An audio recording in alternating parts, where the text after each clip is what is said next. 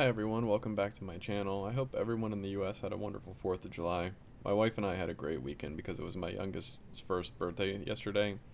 Anyway, I wanted to take some time away from the chart and flow analysis side of things and do a couple videos on what is probably the more important aspects to any complete trading strategy. In this video, I'll be talking about position sizing and proper risk management.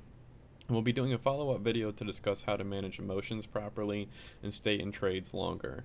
I've recently been receiving a lot of great questions and feedback from the community, and it seems that these two concepts are what plague traders the most. You can take an incredible entry using things like volume price analysis and market net flow, but still walk away with a loss because the trade was completely mismanaged. There's no shame in this, and it's something every trader has to go through in their journey. However, it's important to learn and grow from it so it doesn't continue to happen. So these next couple videos will detail the methods I've used to overcome this problem. Before we get started, if you'd like to get a 10% discount for Trade Addicts, don't forget to use my referral link in the description. I've been told recently that when the link is used, it doesn't look like the discount will be applied. However, as long as you use the link prior to hitting the sign up page, it definitely will be applied on the back end. You'll also find referral links for TradingView and Top Step funded trader programs that will give us both discounts. Lastly, if you enjoy this content, don't forget to like and subscribe to help me grow this channel. With all that being said, let's get into it. So the first thing I want to talk about when it comes to position sizing and risk management is equity growth. And essentially what that is your win rate versus how much you're risking per trade versus your risk reward setup. So win rate is essentially exactly what it says it is, which is how many winning trades you're taking versus losing trades. And this definitely is not the most important aspect of the equity growth curve. What you risk per trade is very, very important. If you risk too much, not only does it stir up a lot of emotional problems, which I'll get into in my next video, but when you have one wrong trade, it can really wipe out all previous winnings, and that actually goes hand in hand with risk reward, how much you're going to be risking per trade and how much you want to make if your profit targets are reached. So I want to talk about that win rate versus risk reward aspect a little bit more. And you can see on this table, it basically shows that you can have a 90% win rate, but if you're risking $9 to every $1, you can literally walk away with no profits on just one bad trade. And you essentially, this table basically shows how the more you risk versus how much what your take profits will be essentially determines what your win rate needs to be. And it's important to find a balance here. Now the thing is, like, you'll hear a lot of traders say, oh, you should have a minimum of a 1.5 for every $1 you risk, you should have a profit target of 1.5, and things like that, or for every $1 you risk, have a profit target of 2. And that is really good in theory. And it is important to keep those things in mind. However, on the flip side of that, the higher your profit target. So let's say you're shooting for higher than a 1-to-1 risk reward ratio, then that means that your win rate will, in theory, go down, because if you're holding out for longer profits, so you're holding out in the position longer with a take profit that is further away than what your stop loss is. So in theory, that means that will actually bring your win rate down. But regardless, it's just very, very important that you make sure, for if you're risking $100 on a trade every single time, you want to make sure you're making more than $20 for every win, or $50, even $50 for every win, because essentially you don't want it so that one loss is going to wipe out all your winnings for that day, or even some cases I've seen for the week. And part of that can also, again, come up with the emotional side of things, which I'll get into in the next video. I don't want to get too far into emotions here, but you can see on this chart, so a trade with a 40% win rate would be profitable with a risk to reward ratio of 1-to-2, meaning that as long as you're making, and this does, you also have to account for commission fees and things like that. But essentially, if your profit target is $2 for every $1 that you're risking, all you need is a 40% win rate, and you will be a profitable trader, which says a lot there. And that's why it's so important to really think about this risk reward ratio versus your win rate. Now,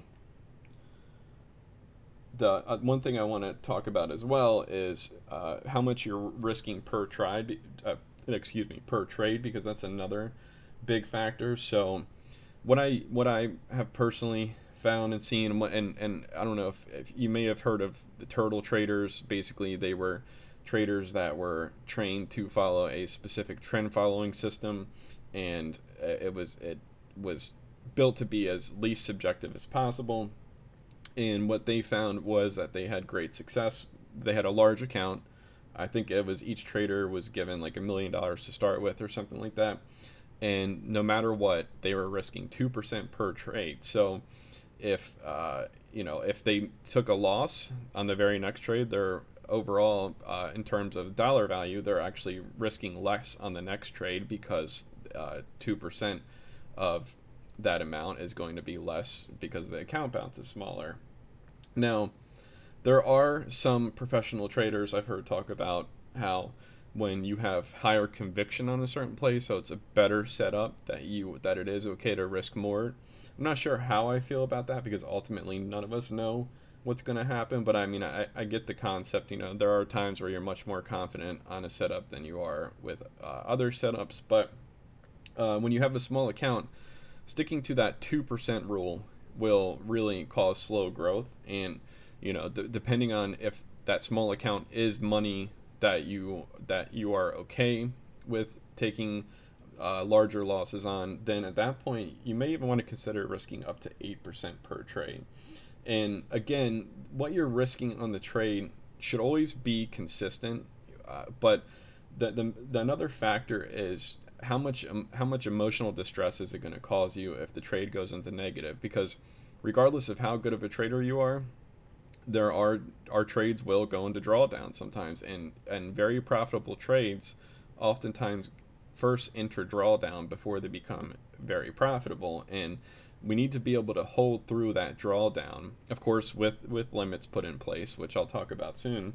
But we need to be able to hold through drawdown sometimes in order to capture our best trade. So the big thing is, if you feel that you determine for yourself that when you risk 4%, or you risk 2%, or you risk 10%, that are you able to follow your rules and stick to your stop loss and not exit early and not mismanage the trade to miss out on a whole bunch of profits. That's the things that you need to consider. And there are calculators out there that you can do. So you can see here, this is a calculator, and you can Google position size calculator for trading, and this will come up where you can actually pop in specific options contracts and put in how big your account is and how much you're willing to risk, and it will you can help you come up with an idea of how much you're willing to risk. I mean, it's a simple concept, so you don't necessarily need a calculator, but just something to put out there to help you in figuring out how much you want to risk per trade.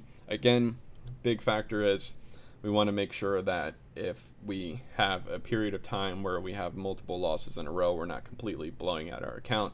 And that's why it is a good idea to make this percentage based, as opposed to, say, you have a $10,000 account and saying, okay, I'm going to risk $1,000 each time. Well, you only get 10 trades in a row wrong, and you're done. That can really take a toll if you come out of the game and get 4 wrong back to back to back. I mean, if you're using a solid strategy and you're being smart about your entries, that really shouldn't ever happen, at least not on a frequent basis. But still, the point is, you don't want your account to get wiped out. And that's what's nice about using percentages, is that if you do have multiple losses in a row, what you're risking, the actual dollar value, will be lower. Now, and then it will also get bigger as you win more. So when you go on these win streaks, you can really capitalize off that and see a nice equity growth curve on your account. So speaking of that, when you're risking per trade, this is essentially where you're setting stop losses and profit targets. Now, before you ever enter any single trade, you should always have in mind, okay, where are we at now? Where do I think we're going to go? And how much drawdown do I think I can incur before my trade idea is wrong, right? You should never enter a trade unless you have your stop loss in mind. And most importantly, what a lot of traders miss is the target, because what happens is when they enter a trade without a target, you don't have a clear exit point in mind when you're in profit that's when you start getting into these problems where you exit too early and you start really skewing your risk reward ratio the wrong way, and setting yourself up for that situation where one loss can really wipe out your account. So in every single trade, you should always have these goals. And you can see here on this screenshot to the right, this is actually a real entry that I took the other day, and we can see that when I entered this trade, I had my limit set. It lined up with a volume gap on volume profile. If you watch my volume price analysis series, you'll know what I'm talking about here. But essentially, there were prior wicks beforehand telling me that there was a level. There was a volume gap here telling me that there is a order block or level right here, and I wanted to play off that. So I was patiently waiting for price to come down. Up here we have equal highs, which can oftentimes act as sort of a magnet, because especially when we're in an uptrend like this, those highs will typically get targeted to get blown out, and that's just sort of a price action concept there. A lot of new traders will see this double top and take shorts off of it blindly when price is coming back up to it. And you can even see like that there's a liquidity grab sort of situation here where they were purposely stopping out people who were trying to play this triple top that was against trend. This would have been a bad play up here, and it probably would have stopped out traders with really tight stops. But what I personally like to do is when I set my entry, I'm going with trend. I set my entry, my stop is always going to be below the volume gap, because I know that there's going to need to be, there's not typically a lot of volume in this area, so there would have to be some sort of serious kind of push to get us all the way down through this gap. So I'm setting my stop far enough away where if I'm going to get snapped out, the sellers in this case, because I'm going long here, the sellers in this case are really going to have to work for it. And also, it just so happened that this was the value area high, which, you know, I didn't think that even if we did come down pretty far, I felt as though we would bounce off that value area high, because we definitely have a level here as well. So this is the logic. I'm trying to take you through the thought process I'm using on why I'm setting my stop loss here. But then the other more important aspect is, where are we going? So when I enter this trade here, where do I think we're going? Now, one thing I do is set multiple profit targets, and I'll get into this a little bit more, but what I like to do is have about 60 to 70% of my position exit when I hit my first profit target, which is this line up here. And again, the reason this is a profit target because of the price action we just talked about, but also this is where the next volume gap was forming. And so, and actually at this point, the volume was unknown to me. So I just knew that I had a lot of volume right here and then none above it. So because it was unknown territory, my logical profit target was right here. Now, if you do the math on this, you can see that this is greater than 1-to-1 risk reward, which is another factor. If this was a huge gap, say it extended way down below here, I don't know if I would take that trade, because that, and the way I set up my trades, the way I use my strategy with volume price analysis, means that my risk, the amount I would have to use to set a logical stop, especially if we didn't have these clear levels holding here that we broke. Remember, if we break resistance, it typically becomes support, which you can count on. So, and also we were in an uptrend, but let's say there were several factors here that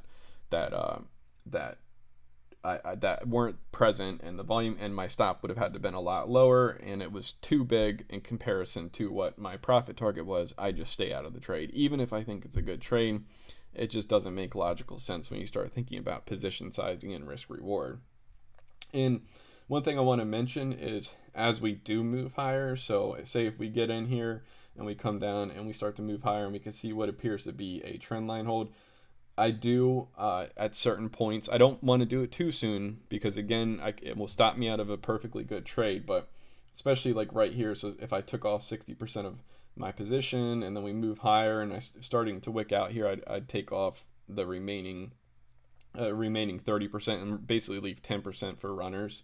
And I'll get into this in the next slide, but at that point you can trail your stop, and you can use mechanisms to trail your stop for you.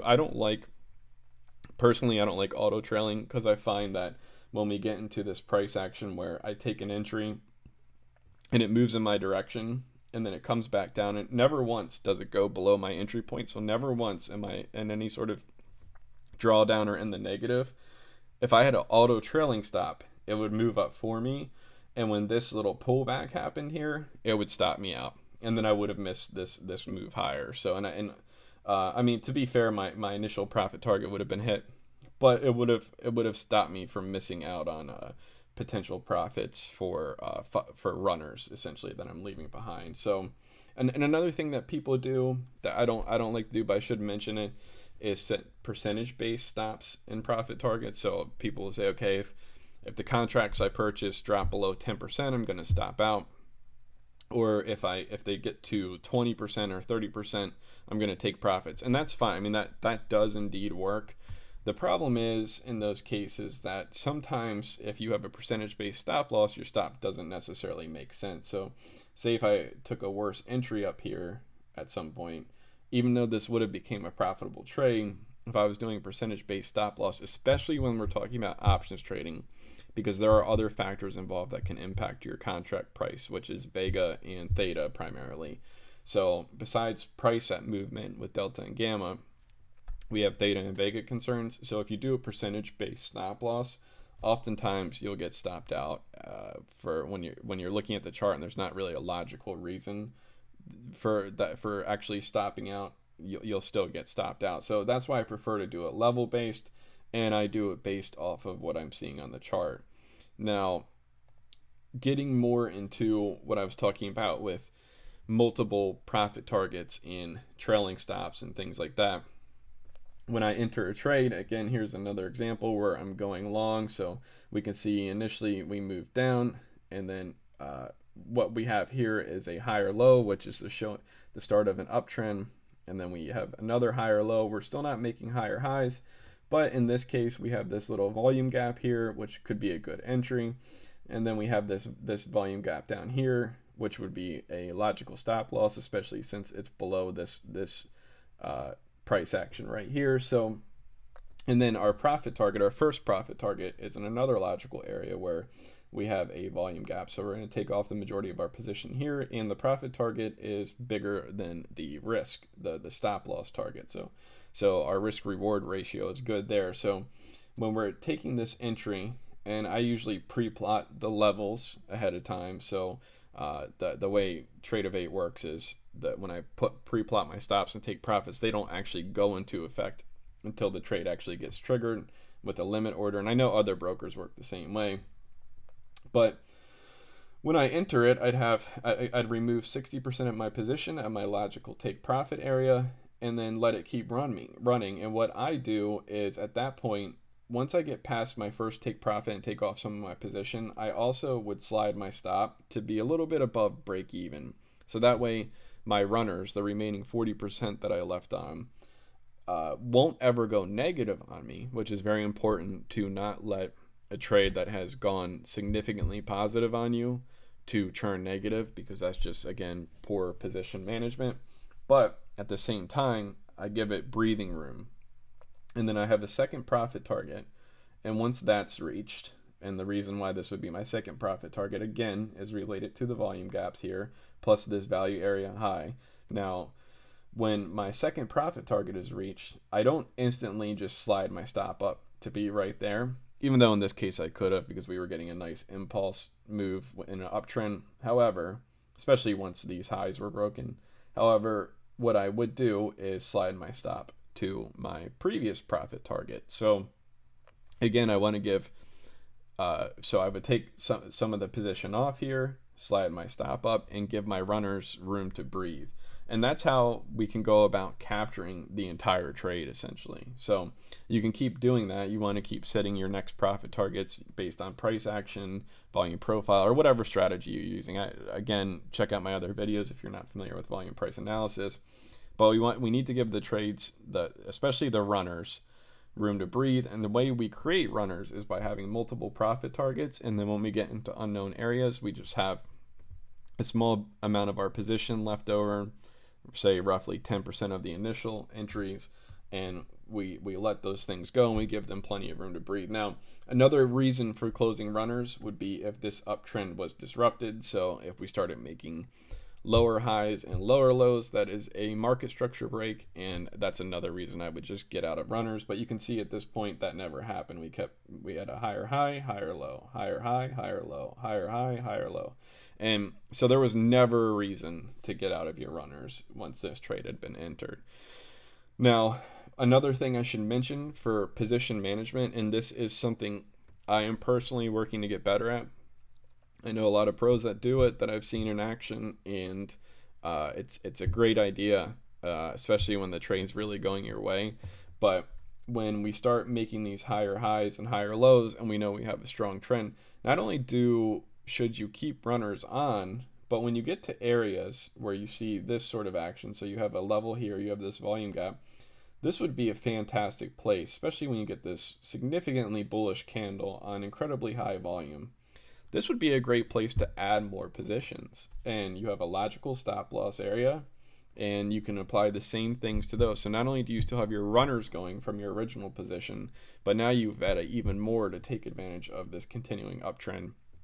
And that's a fantastic way, especially if you get in early on a trend. That's a fantastic way to maximize your profits for the day, and you just manage them the same way. So at this point, instead of being really your runners should be managed the same way, but you just go back to what we just talked about with having preset profit targets and stop losses and sliding your stops as we go, and that's really the best way to play these days, and that's certainly my goal, is to get better at adding positions as I continue to grow as a trader. Now, I want to also quickly talk about mental exits versus hard exits. So what happens oftentimes is we see what's called a liquidity grab, and I just circled some examples here. So let's say you took shorts at this level, and let's say you took shorts here and you had a stop that was a little bit above here, and this is just an example. I didn't actually take this trade. I just wanted to show what I'm referring to here. But if it pushes back above, so if it pushes above your stop loss and then immediately gets thrown down, especially on high volume where we can clearly see that sellers are in control, but what happens is you get stopped out. Chances are, not always, but we have to remember that big money can oftentimes see our stops, and they see pools of liquidity, and we can see a lot of this stuff too through Bookmap and everything. We just don't necessarily have the means to take advantage of it the way that they do, but they'll purposely blow out stops and then at that point what's considered to be a liquidity grab, and then push in the original direction. And the unfortunate part about this is that we were right. So we did everything we were supposed to, and we still got stopped out. Now, there's two ways to combat that. You can use mental exits, which a lot of pro traders do. They don't pre-put stop losses and profit targets on the charts, and the reason for that is because, one, they know that other traders can see that, which that information could be used against them, especially if it's especially a large position. But also, it ensures that when these wicks happen, these quick wicks that move above what would have been their stop and then right back down, that they don't actually stop out, because they have to go and manually close that. And in that time that it goes to manually close that, the play is back in order. Everything's okay. So that's why using mental stop losses and mental take profits is good. But I would not recommend that, and only you can decide for yourself. You have to know how disciplined of a trader you are in order to do something like that, because what you don't want to happen is that it keeps, in this case, it doesn't wick out and move in the direction. It keeps going past your stop, going past your stop, going past your stop, and you're just not stopping out because you're hoping that this wick forms. And that's where, if you're newer to trading, or you know that you're not necessarily super disciplined, or you're prone to emotions, that it's probably better to use hard exits. Now, the way you can combat that is, say, up here we're in longs,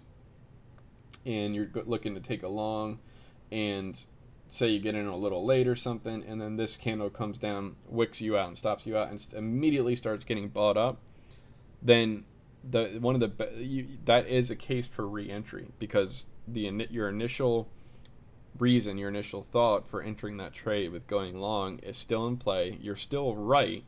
There was just a longer wick than expected, or some sort of liquidity grab, whatever we want to call it. But at that point, it is okay to mark it in and get back in that trade. And that can also happen too if our stops are too tight. So that's another reason why we want to use logical places for our stops, and why I don't necessarily like doing it percentage wise. I like doing it based on level and everything. But you can still get stopped out from these wicks pushing just slightly too high and still be 100% right in the trade. And that's where you need to decide for yourself, okay, am I disciplined enough to do mental exits, or should I look for re-entry? Should I be quick about it? And then, of course, if you're not micromanaging the trade, you're not able to watch it, you have to walk away, whatever it is, then of course you don't really have a choice. You really need to be using hard stops and hard profit-taking mechanisms. But it's just something to consider there, and something that every trader needs to decide for themselves and can change down the road as they become a better trader. Now, last thing I want to talk about is just, and most traders already know this, so I won't get too deep into it, but as we start with smaller accounts and we get consistent gains every day, so say you take profits and you just take off 100% of your position, that's fine, because these consistent winners do add up. So don't feel like you have to be a pro right out of the gate, and you need to be not only breaking up your position, especially if you have a smaller account. Sometimes you can't buy multiple positions. Sometimes you can only afford one, and so you have to have a strict take profit rule. And once you get out of that position, if it keeps running without you, that's okay, because compound interest, if you keep doing that, where you keep taking good trades and you have good risk reward, and you stick to it, and your win rate is where it should be because you have a good strategy set like volume price analysis, and you have good tools available to you like TradeEdX, Market Net Flow, or whatever else it might be, then you will see win after win after win. And compound interest, as you can see in this chart, will essentially keep growing. And some people get discouraged by the growth, but what happens is once the equity curve hits a certain point, it just rockets, especially if you're using the percentage based, you're risking the amount you're risking is based on a percentage. So that same 8% that you're risking at one point eventually gets to a point where it's a pretty decent chunk of money, and as long as it's not causing you to be emotional, your equity curve will just rocket. So anyway, I'll leave the video here, and like I said, the next video I really want to talk about managing emotions. I'm going to try to get that out as quickly as possible, because I'm very excited for some other upcoming videos regarding professional trading frameworks and things of that nature. But as always, if you have any questions, feel free to leave a comment or reach out to me on Twitter or Discord, and I really appreciate you watching.